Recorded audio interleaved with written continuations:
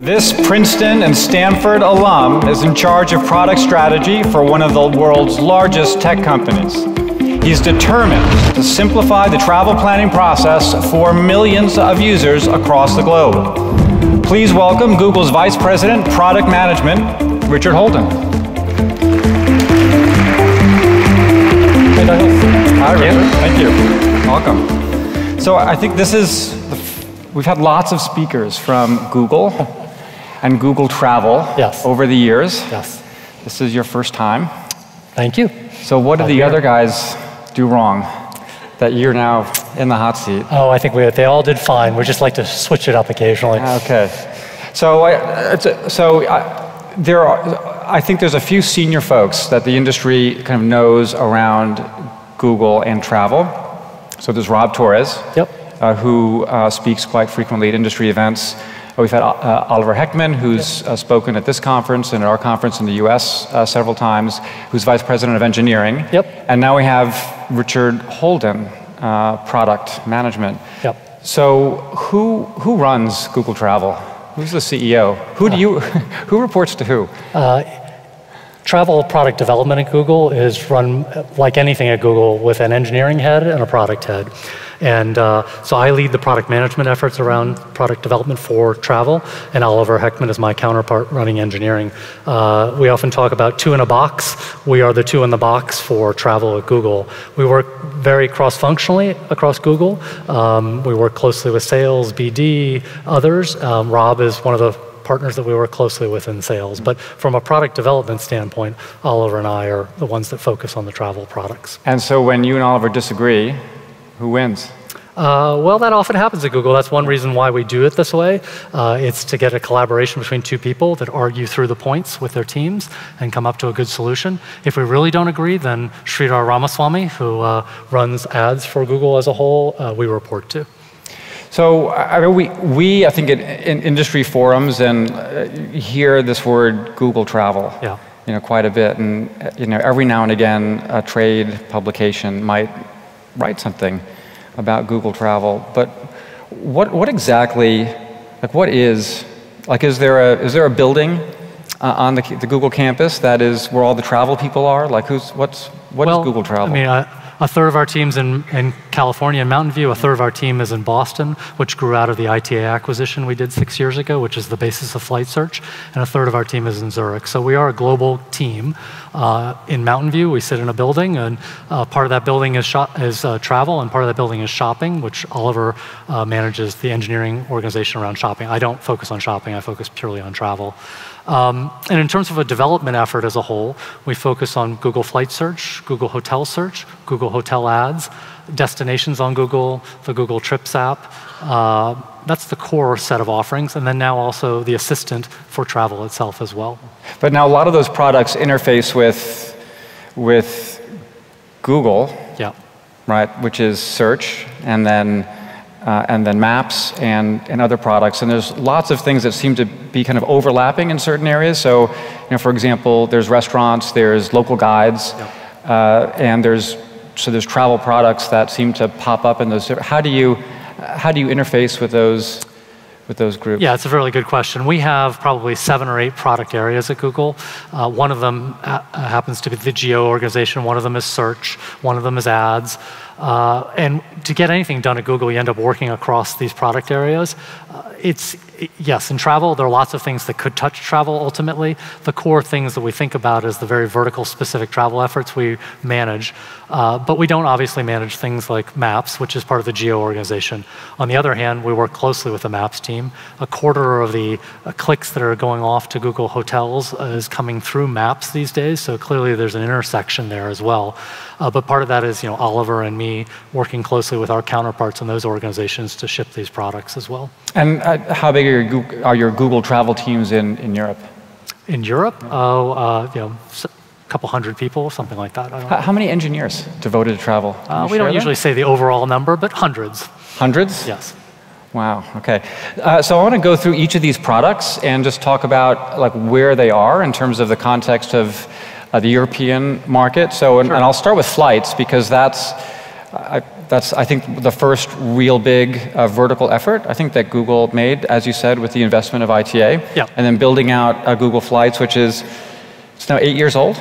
I think we did the acquisition probably 7 years ago now, 6, and closed probably 6 years or ago. 2011, so okay. We've been building with the ITA team probably for 6 years now. Okay, and Google Flights launched, I think, about a year later or so? Yeah, just about. So why start with Flights, and what's the status of Flights, Google Flights right now in Europe? It looks like in the US you've gained quite a bit of ground over the past several years. And some data that we've seen suggests that in certain ways you've actually surpassed Kayak, which has been a kind of a flight search leader for years in the US. Where do you sit in Europe? I would say overall, and if I think about it as a global product, we're growing quite well. We've been very focused on comprehensiveness and getting good coverage across all markets. A year and a half ago, we were in 36 markets. We're now in 72 markets. We'll be in 75 markets by the end of the year. Are you in every market in Europe? Pretty close. We've just recently launched, I think, in Finland and in Greece, Croatia. We may have complete coverage at this point. In terms of data coverage, we probably have 98% coverage in terms of route coverage and flight option coverage in Europe at this point. So we are investing a lot in just pure coverage as a whole across the world. And we're also investing a lot, I would say, in terms of insights and helping a user make a decision faster at the end of the day. We'd like to be able to do what Google does well in terms of leveraging scale of compute infrastructure, the data that we have as well to provide insights through machine learning, better price insights to users, better price predictions, date destination flexibility, which we think a lot of users come to Google Flight Search for that speed and flexibility that we provide in the product. How have you, I think the big issue around kind of flight distribution for some time now has been just the economics, right, are not as attractive on the distribution side as they are for hotels. So how are you thinking about that problem? How's it going? Sure, we'd love to make money in the space as well as anybody else would, but are you making money on the space? I'd say it's a business that we don't focus purely on the ad component of it. We focus very much on the user experience piece of it. We look at it like a pure search business from the perspective of if we're growing usage, we're answering people's questions efficiently, and we're doing that better, then that's great. And that's how we measure this business as a whole. And by those measures, the business has been doing well for us. And we're happy to continue investing. As you can see, obviously we are if we've expanded in all these other markets. Kind of didn't answer my question, though. Which was? Are you making money on flights?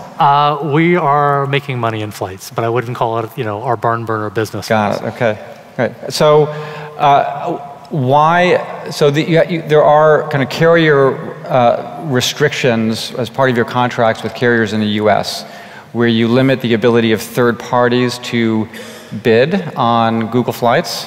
So I don't see ads by, say, Expedia on Google Flights. What is the situation in Europe? So is it more of an open marketplace? Or are there still limitations there? I'm not an expert on all the contracts, so I couldn't say for sure. Yeah. But it really does depend on the contracts that we have per carrier.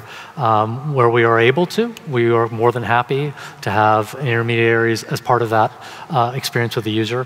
Our goal is to have more choice for the user at the end of the day.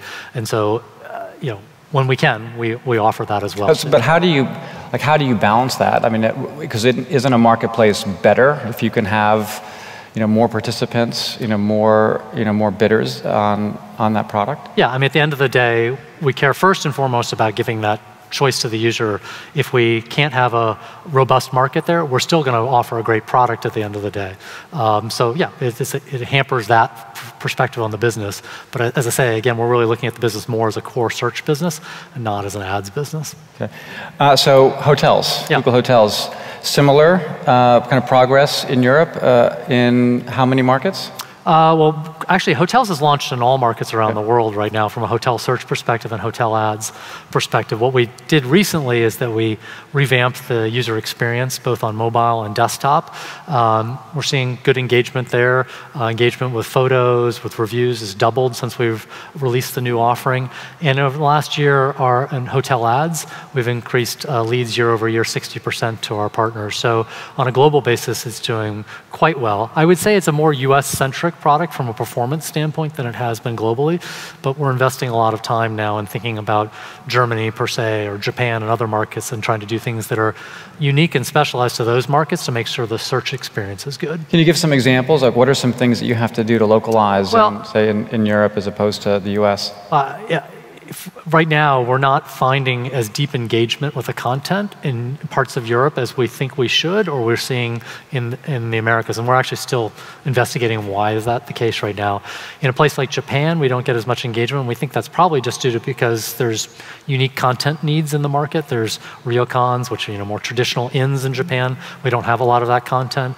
Japanese often, when they're looking at a hotel stay, they're often looking at bathroom specifications. They believe, hot springs and all those other attributes that come with the bathing rituals that exist often there. We don't have that kind of content too, so that just may be missing in the product. So there are probably some localized differences in the product that we need to introduce to make it perform well in all those markets. So one of the big issues, of course, in hotel distribution is you've got such a fragmented market and lots of hotel companies, but you also have lots of online travel agencies and meta-search companies that have a lot more resources and abilities to perform better and compete more effectively in auctions, right? Yeah. Like on Google.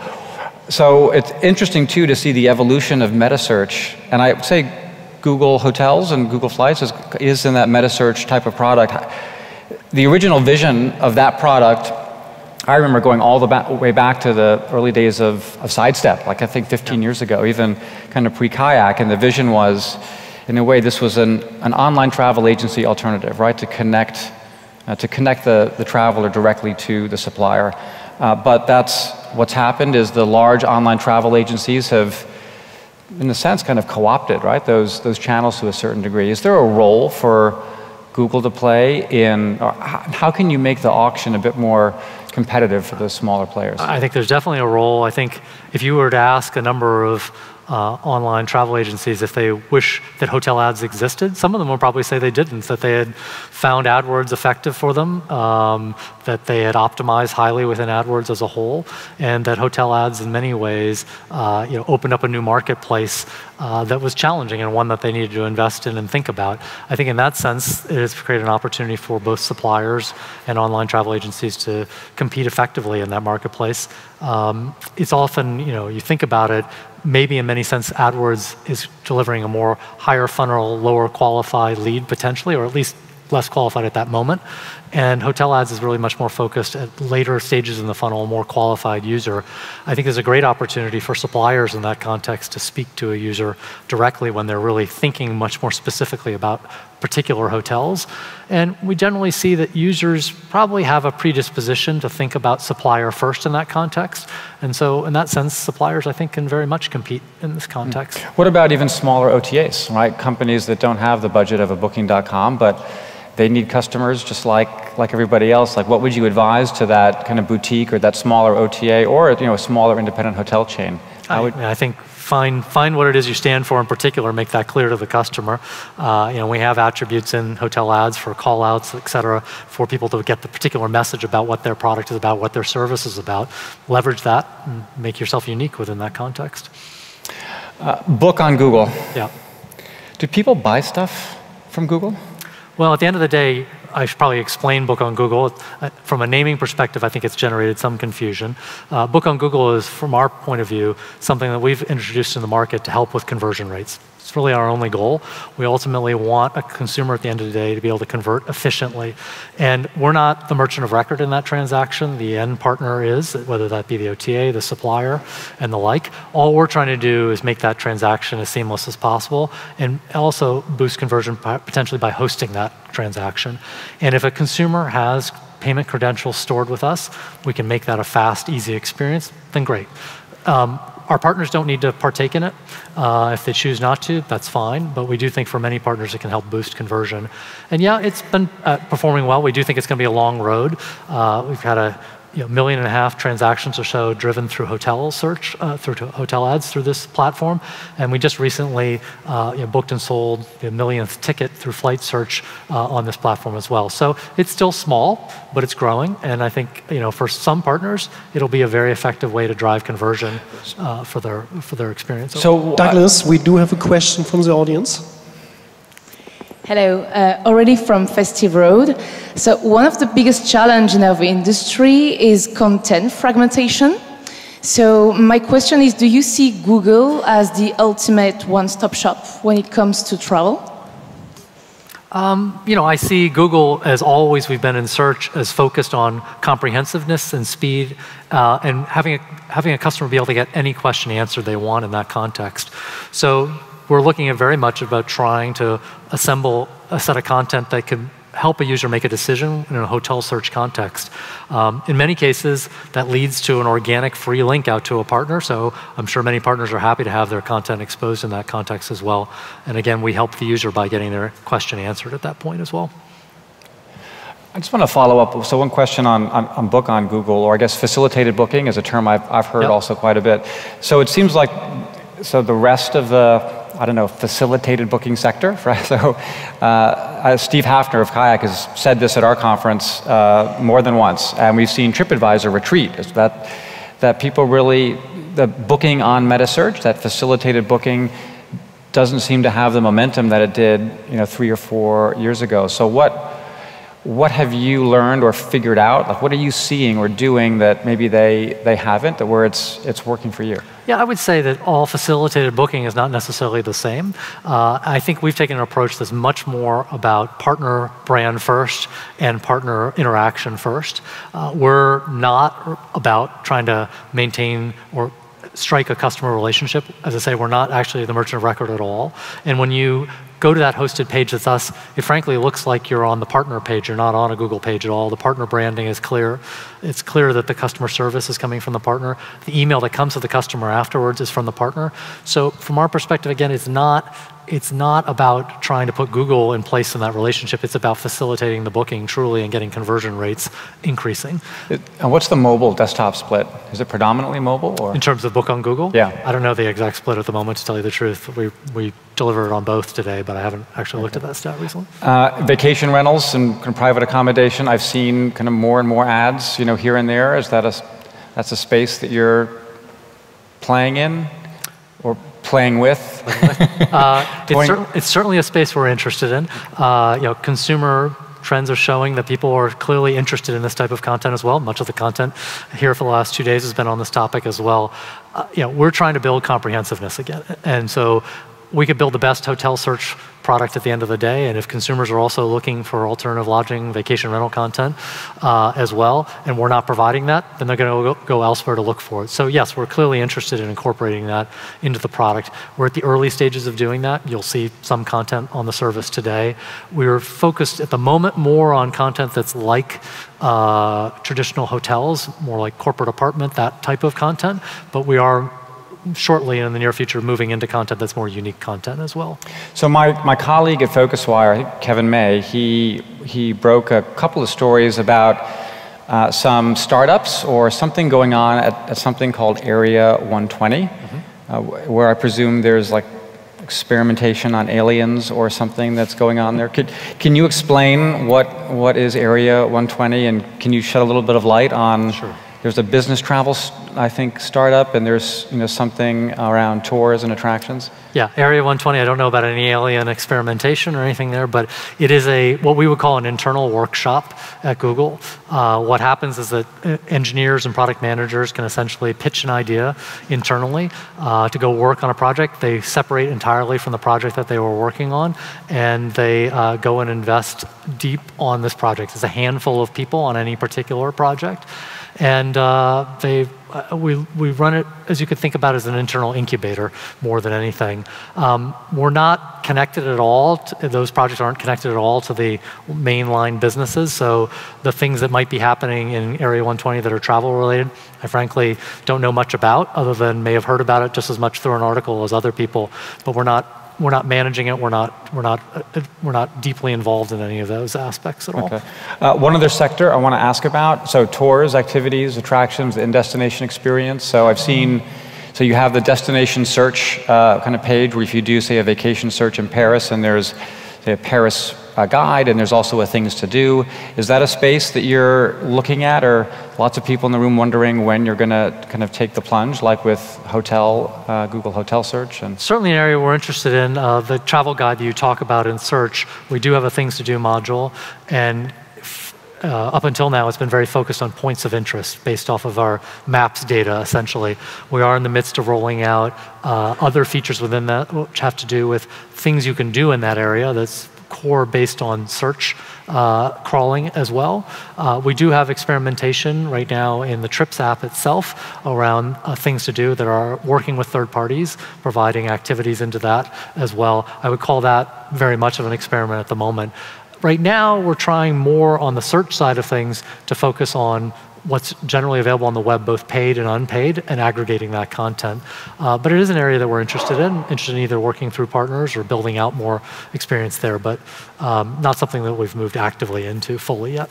Okay. So look, one last question. So there, just on a related but somewhat different topic. Sure. So there was a ruling last year in Europe, and I think a small fine that was levied on Google, the shopping directive. Yep.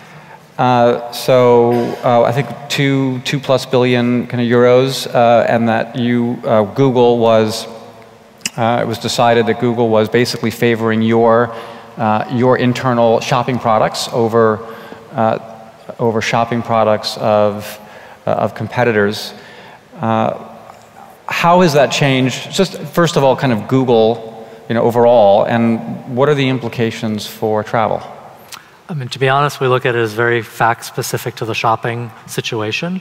And from that point of view, we don't think it's applicable in travel. Travel, we're still looking at it as very much trying to be comprehensive, answer any user question, and we want to connect the user at the end of the day with anybody that can provide, any partner that can provide that service that they want, whether that be an intermediary or whether that be a supplier directly. But this is certainly not, a complaint that is new, right, to Google on the travel side. Your flight search product, your hotel product figures pretty prominently in search results, and I guess you could make a debate about whether you'd interpret that as kind of paid or organic. But there's certainly lots of complaints about that. How do you decide where your products kind of fit within the display? I will say in my own searching, it usually is in page 1 and fairly high up. Yeah, I mean, taking flight search as an example, every time we launch flight search in a particular market, we go through very strenuous and rigorous questions about quality. We don't launch it in any particular market until we hit a quality bar that needs to be acceptable. And we're only. But who decides? Who decides the quality bar? Is it internal at Google, or is there some the same mechanism that we decide on how ranking works in general through our search quality organization, which is independent of the organization that I work in. We can't launch something until it meets those bars in terms of what the quality levels that they've struck. And we're only showing it in the context where we think that it's highly relevant based on the query that's specific to that situation or what that user is looking for. So, I would say that there are very high quality thresholds that we're jumping through before we're actually even able to think about showing a product at that stage, and we think it's a high quality answer for that user. But I think something I see quite so with the vacation search result, for example, where we see Google generated content often very high up in the fold, sometimes say higher than TripAdvisor, but just based on say the history of TripAdvisor and all the destination content and that they've amassed over the years and the SEO and so forth. How do you decide, well, that content should be on top versus TripAdvisor, or in the case of hotel search, it should be Google's versus another online travel seller? Well, it's not fixed. It's a floating unit, particularly on the hotel side, and it is algorithmically driven at that point. But you guys are the ones who write the algorithm, right? We do indeed. But again, at the end of the day, if we're not giving a user a good answer at the end of the day, they're not going to come back and use it again. So we're also looking at engagement with these units, all the units on the page, over time to determine ranking over time as well. Our units are treated no differently in that sense over time. If it's not being engaged with the user, and there are short clicks going into that content, they're coming back quickly, they're not getting their answer, they're not going to come back and use it, and it's going to decline in ranking. Okay. Well, ladies and gentlemen, Richard Holden, Google. Thank you, Doug. Thank you. Appreciate it. Thank you.